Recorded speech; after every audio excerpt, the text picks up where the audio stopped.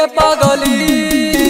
डरही काहे बोलतौ यही जा कौन के पगली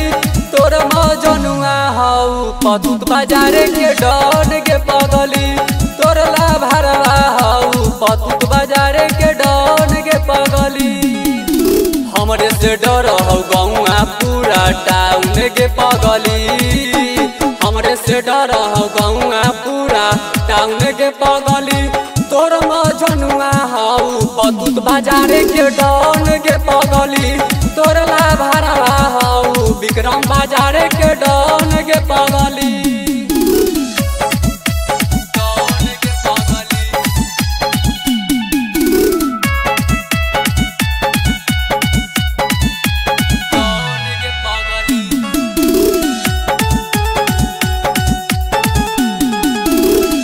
दरोगा करहु पारा नाम के कानपा बाजार में चल हौ नाम के लेहियै रंगदारी के रेस के हमारा पचल है मर्डर के केस के पुलिस दरोगा करहु पारा नाम के कानपा बाजार में चल है नाम के लेहियै रंगदारी के रेस के हमारा पचल है मर्डर के केस के कमर में खोसी चल हियौ हमें गन के पगली कमर में खोसी चल हियौ हमें गन के पगली तोर मजनुआ हौ पतुत बाजारे के डन के पगली तोर लाभरवा हौ बिटा बाजारे के डन के पगली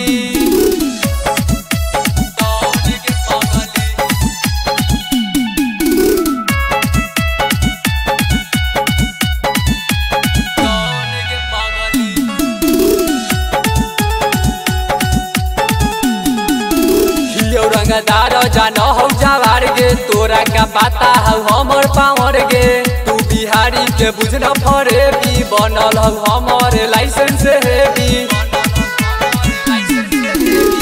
रंगबाज जान हौ जवार गे तोरा का पता हौ हमर पावर गे छोटू बिहारी के बुझन फरेबी बनल हौ हमर लाइसेंस हेबी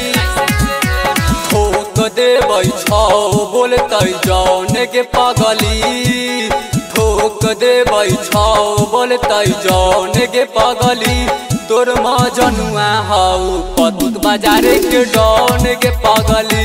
तोर लाभरवा हौ विक्रम बाजारे के डन के पगली।